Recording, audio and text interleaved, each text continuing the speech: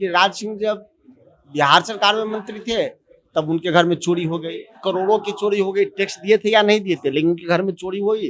2 लाख 2.5 लाख रुपया प्रेम कुमार जी के घर में था कैसे, प्रश्न इसका है। दूसरा कि उनके घर में चोरी हो गई तो डीजीपी साहब बताएंगे या मुख्यमंत्री बताएंगे कि कानून उनका कितना अच्छा काम कर रहा है। कानून अपना काम कर रहा है, उनका कानून इतना अच्छा काम कर रहा है कि डीजीपी साहब के घर के बगल में पूर्व मंत्री प्रेम कुमार जी का घर होता है, उनके घर से चोरी हो जाती है और कानून उनका अपना काम कर रहा होता है। कि माननीय सर्वोच्च न्यायालय और राज्य के उच्च न्यायालय ने भी माना कि ऑक्सीजन के कारण लोगों की जानें गई, जिसके कारण राज्य सरकार और भारत सरकार को कई बार फटकार लगी। अगर ऑक्सीजन का अभाव नहीं था तो कोरोना काल में विदेश से ऑक्सीजन क्यों मंगाया गया। राजेश राठौर जी, पूर्व मंत्री प्रेम कुमार के घर में अब चोरी हो गई है। पहले हत्याएं, बलात्कार की खबरें जो आती रहती है, अब मंत्री के घर में ही चोरी हो गया है। क्या कहेंगे, जो सुशासन की राजनीति है? देखिए, मुख्यमंत्री जी को भी पता है कि राज्य का लॉ एंड ऑर्डर खराब हो चुका है। प्रेम कुमार जी वरिष्ठ नेता हैं, भारतीय जनता पार्टी के वर्षों मंत्री रहे हैं, 1 दशक से ज्यादा मंत्री रहे हैं। डीजीपी साहब के घर के बगल में घर है, उनके घर में चोरी हो जाती है। तो हमको लगता है इससे ज्यादा अच्छा होता कि माननीय मुख्यमंत्री से पूछे तो उनका जवाब बहुत अच्छा आता। जो कानून अपना काम कर रहा है, उनका कानून इतना अच्छा काम कर रहा है कि डीजीपी साहब के घर के बगल में पूर्व मंत्री प्रेम कुमार जी का घर होता है, उनके घर से चोरी हो जाती है और कानून उनका अपना काम कर रहा होता है।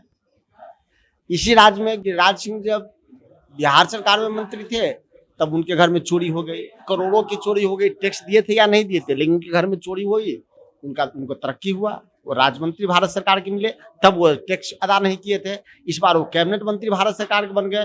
हो सकता है प्रेम कुमार जी कि भी घर में चोरी हुई, उनका भी तरक्की हो जाए। लेकिन 2 लाख रुपया प्रेम कुमार जी के घर में आया कहाँ से, किन काम के लिए आया, कैश कैसे रखे थे 2 लाख रुपया, ये तो पहले बताएं। 2 लाख 2.5 लाख रुपया प्रेम कुमार जी के घर में था कैसे, प्रश्न इसका है।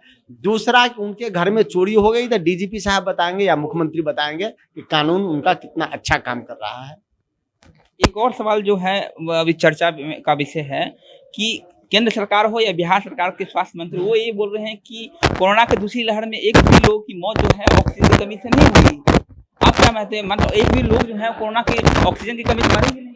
हमारे मानने या नहीं मानने से क्या होता, देश की जनता ने माना कि ऑक्सीजन के अभाव में लाखों लोगों की जानें गई।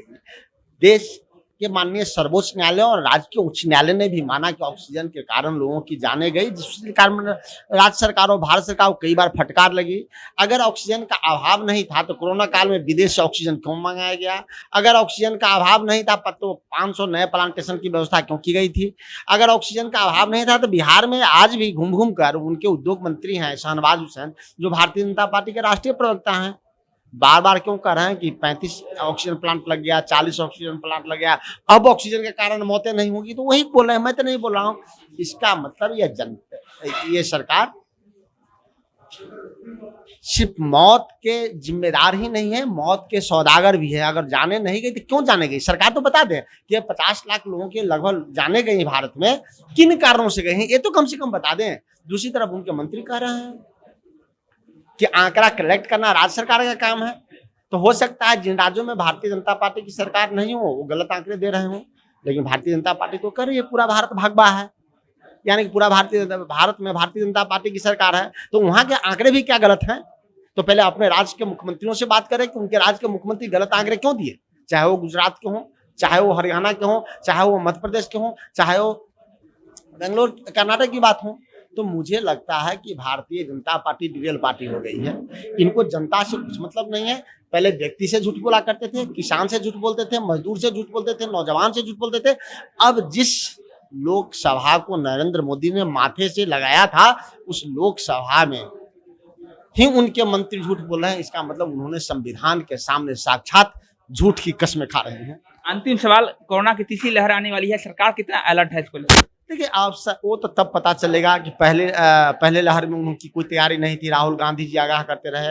दूसरे लहर में कितनी लापरवाही थी कि बंगाल चुनाव उनके लिए महत्वपूर्ण था, इसी कारण लाखों लोगों की जाने चली गई। तीसरी लहर में तब जब लहर आएगा तब पता चलेगा कि सरकार की तैयारी क्या है। मुझे नहीं लगता है कि सरकार की कोई तैयारी है।